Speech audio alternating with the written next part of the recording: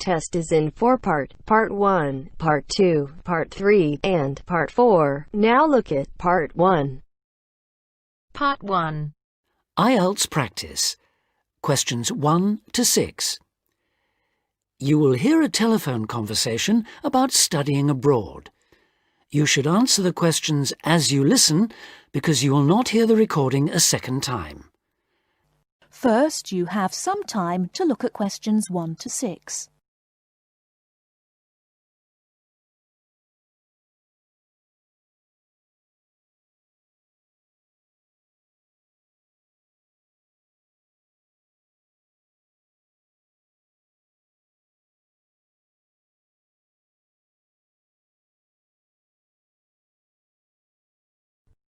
Listen carefully and answer questions 1 to 6. Hello, Admissions Guidance. How can I help? Hello. I'd like some information about studying at your university. Can you help me? Yes, of course. What course are you interested in applying for? International business. I already have a first degree from a university in my country. Fine. So you'd want to do a master's level course? Yes, that's right. OK. We offer an MIB course. That's a 12-month full-time course. I can send you details of that course, or you can download a PDF file from our website. Could you put it in the post, please? I don't have access to the internet at the moment. Could you tell me what qualifications I need for that course? Yes, for the MIB, you need a first degree. The minimum qualification is a 2-1 or a first. Okay. And in English language, you need a score of 7 or above in IELTS. That's not a problem. I have a 9. That's fine. Could you tell me the course hours and the semester dates, please? Yes, there's a total of 10 hours of lectures, seminars and tutorials a week, and there's an extended stay abroad at the beginning of the second semester. That involves spending a month at the national head office of a multinational corporation. Okay. And the semester dates are... just a moment... OK, the first semester starts on the 27th of September and ends on the 22nd of January, and the second semester runs from the 7th of February to the 27th of May. Can you tell me a bit more about the actual course content? Well, I don't know much about the course personally. I'm an admissions officer, but I can read the course description for you if you like. If you need to know more about the academic side, you'll need to speak to the course tutor. Thanks. I'd be very grateful if you could tell me as much as possible now. I'll just read the main points. It involves the advanced study of international organisations, their management and their changing external context. Students develop their ability to apply knowledge and understanding of international business to complex issues, both systematically and creatively, to improve business practice. Thank you very much. You're welcome. Now, if you could give me your name and address, I'll have full details of postgraduate courses sent to you. Okay. My name is Javed Iqbal.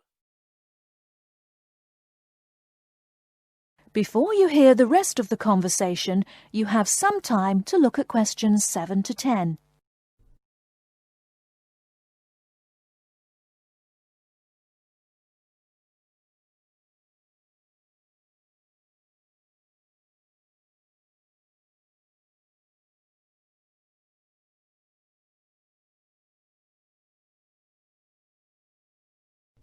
Now listen and answer questions 7 to 10.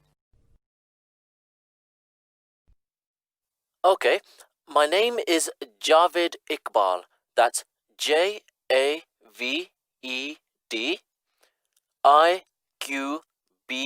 Iqbal. Thank you. And your home address, Mr. Iqbal? It's Aga Khan Road, Shalimar 5, Islamabad, Pakistan. Thank you. And could I ask you 1 or 2 more questions for our records? Yes, of course. What was your first degree in? I did economics. I got a first-class degree. And where did you study? At the university here in Islamabad. OK. Now, you said you had an IELTS level 9. Could I ask what your first language is? Actually, I'm bilingual in Urdu and English. Thank you very much. I'll put full details in the post today. Thank you. And thanks for all the information. Not at all, Mr. Iqbal. Thank you for calling.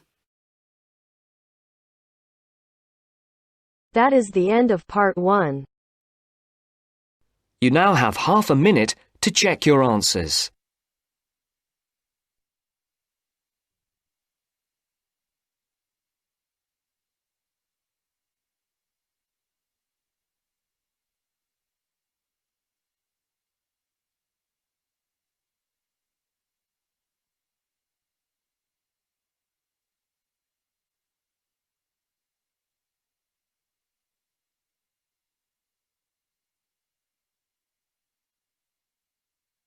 Now turns to part 2. Part 2. You'll hear 2 university students discussing a social science lecture they attended. First, look at questions 11 to 14.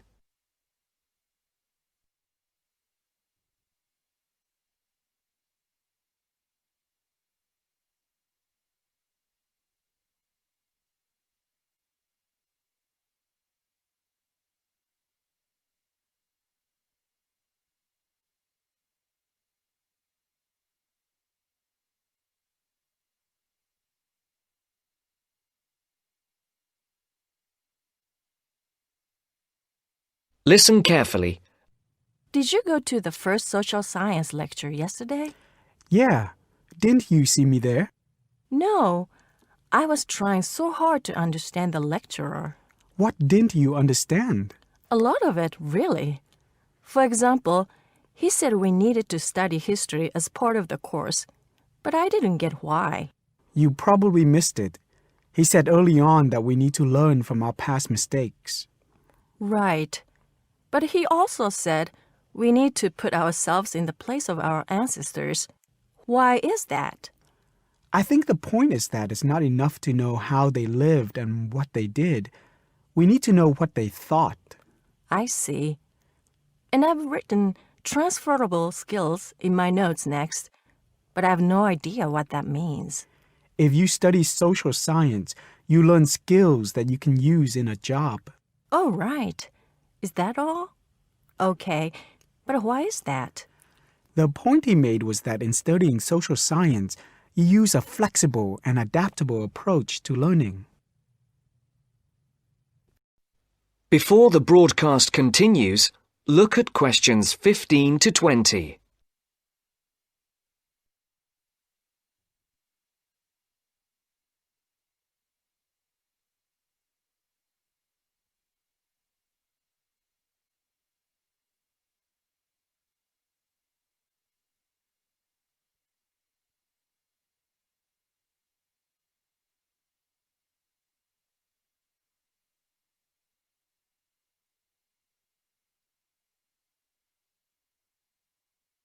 You will now listen to the second part of the talk. He also kept mentioning all the other subjects we will need to study as part of the course. I didn't write them all down, did you? Some of them. I think I can make sense of my notes. The first one was anthropology, which he said would cover prehistory and archaeology as well. Okay. Then there's economics. I wrote down that this was not meant to mean that we will spend all our time looking at economic theory, but more that we need to see how humans behave. That's good. I don't think I could handle economic theory. He said something about education too, didn't he? Yeah. He said we'll be looking at how cultural information is handed down from one generation to the next through teaching children. He said we'd be focusing on geography too, but I can't really remember which aspects. Can you? I noted it down, I think. Here we are, yes, particularly in relation to urban planning. It's law that I got confused about. I didn't understand why he linked that to economics. I think he meant that laws affect the way wealth is distributed. That makes sense. Now, what are the science wars? Okay, I did get that. The science wars are about how social science collects information. In sociology and social work, and in social science generally, they can only study patterns of behavior and observe. If you compare that to the way scientists work in physics or chemistry, it's very different because they use specific experiments that can be tested and which give concrete answers. Social studies is often accused of being unscientific. That's all. Okay. But it still looks like a good course, doesn't it? You don't have any regrets, do you? None at all. I'm looking forward to it. That is the end of part 2. You now have half a minute to check your answers.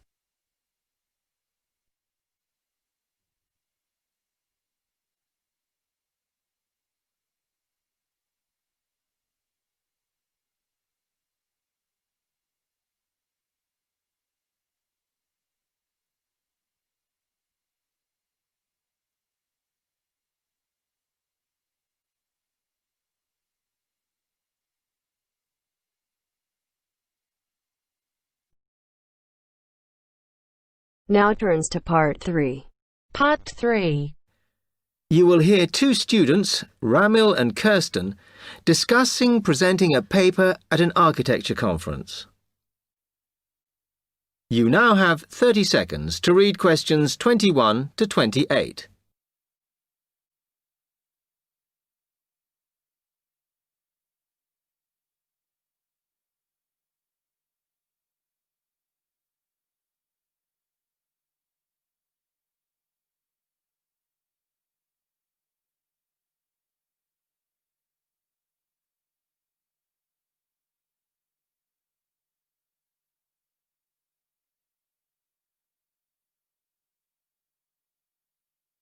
Hi, Kirsten. Have you heard about that architecture conference in Oxford at the end of the year? Yeah, I saw the leaflet on the notice board. As it's my final year, I ought to try giving a paper, but I've got no idea how to go about it. Oh, I think you should go for it. I did one last year. It's quite straightforward. First of all, you need to see what the conference themes are. You know, what topics they're covering. You can do that by looking it up on the website. You need to submit a paper that falls into one of the categories they give you. Oh, that may give me some ideas. Then, while you're doing that, you should also have a look at the information on how to submit your paper. The rules, if you like, such as the length. It's important you follow those. I see. And then I suppose the next stage is to start writing it up. I'd like to use it as an opportunity to propose some future work, but I understand it must be based on current work. Still, there's plenty to choose from. It makes sense to do something that I'm more familiar with. Yes, and the other thing is, when you've written it up, then go back and look at your data carefully and make certain that you've presented it in a format that is standard for your subject. Remember, people have to absorb information very quickly while they're listening. Don't make it too complicated. Okay, well, I reckon that'll take me about a month to get that sorted. Then the next thing I have to do, I guess, before I send it off to the conference organizer, is give the whole thing to the events officer so that he can look through it and see if it all makes sense and is okay. Yeah. Remember to warn him that it's en route so he can fit it into his schedule. Oh. Then you're done, really. All you have to do after that is to go through it and sort out any changes you need to make. Then finally, you can submit it. You can do that online. Phew, good. Then I just wait to hear, I suppose. How long does that take? It depends, but usually about 6 weeks. Oh. When you hear if your paper has been accepted, then at that stage, it's worth giving them a list of any technical things you need when you actually give the talk. A screen or video players or that sort of thing. Okay, but that's a long way off. And I know that if my paper is accepted, then at that stage, I have to give them a short text about myself and my academic background so that they can put it in the brochure. Famous at last. Yeah.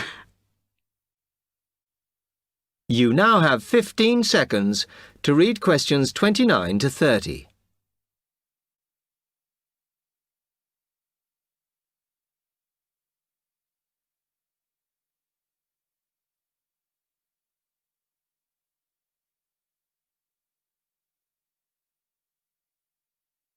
Right, well, I've got to get a couple of things sorted if I'm going to get this paper completed. Have you got enough data? Possibly. I'd like to reinforce some of it, though, so I thought I'd send out some more questionnaires. I was looking at that thesis that Angela wrote last year, and she said you need a sample of over 100 to be sure of your results. I think some of this year's postgraduates are doing some of the same stuff as you on buildings. Why don't you talk to them? I'll end up getting confused. It would be more useful for me to actually go out to that site by the rail bridge to see how they're building the new factory. Oh. I managed to get hold of Professor Barnett at London University, and he said I should go out and take pictures. I'm pretty busy, but I'll have to make time. Anyway, what about you? What are your plans?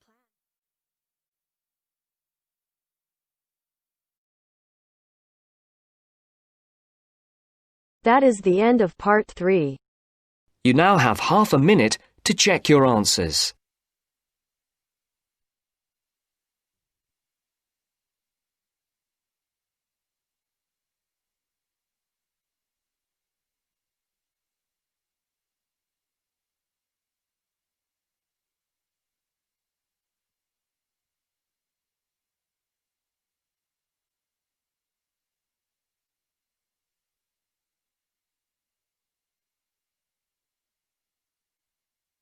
Now turns to part 4.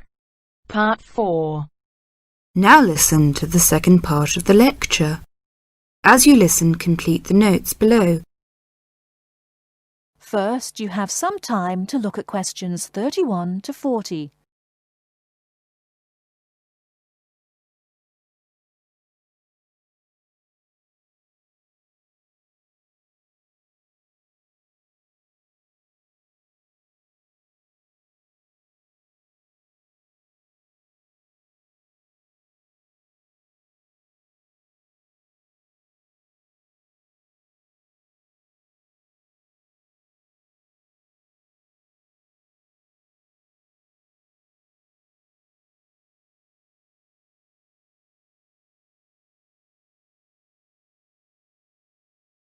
Now listen carefully and answer questions 31 to 40.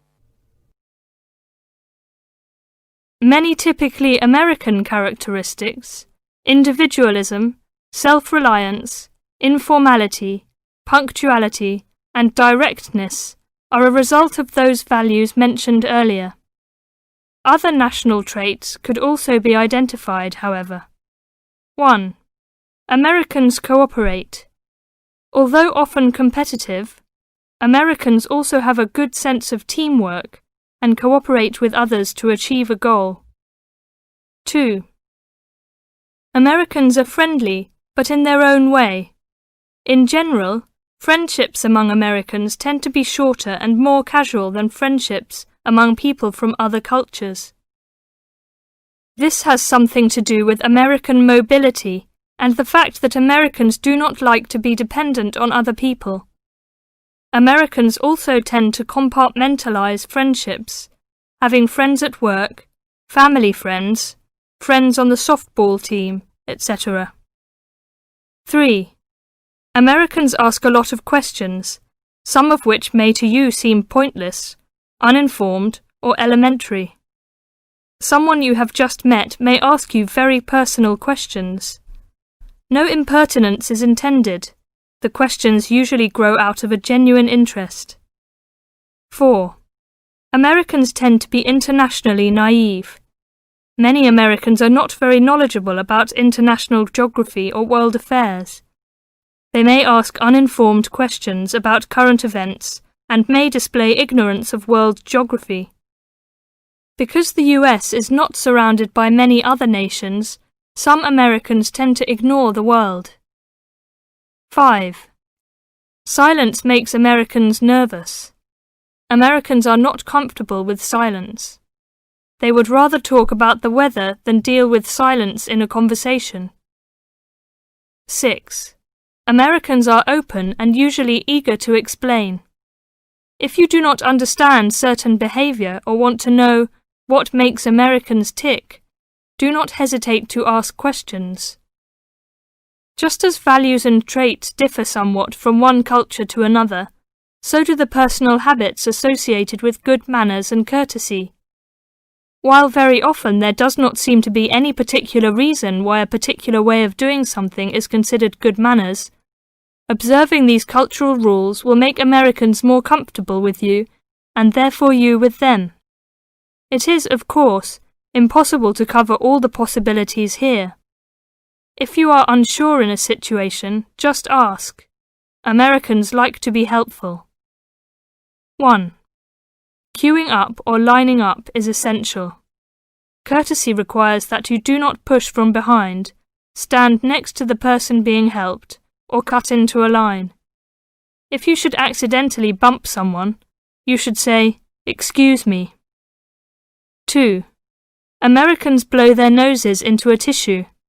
Spitting, clearing phlegm, or sniffing as from a cold are considered rude. 3. It is considered poor manners to slurp, chew noisily, or open your mouth while chewing. 4. Questions are seen as a good way of getting acquainted, but questions about a person's age, financial affairs, cost of clothing or personal belongings, religious affiliations and sex life are considered too personal for questioning, except between very close friends. 5. Men generally do not hold hands or link arms in public with other men. This is somewhat more acceptable between women and quite common between men and women. Now, a few words about personal safety. Unfortunately, in the US one must be aware of crimes. It is wise to be especially careful until you are familiar with the community in which you live. Remember that good judgment and common sense can significantly reduce chances of having an unpleasant and perhaps harmful experience. Basic safety rules include the following. 1. Do not walk alone at night. 2. When you leave your room, apartment, or automobile, make sure that all doors are locked and all windows are secured. 3. Do not carry too much cash or wear jewellery of great value. 4. Never accept a ride from a stranger. Do not hitchhike and do not pick up hitchhikers. 5. Be careful of purses and wallets, especially in crowded metropolitan areas, where there may be purse snatchers and pickpockets. 6.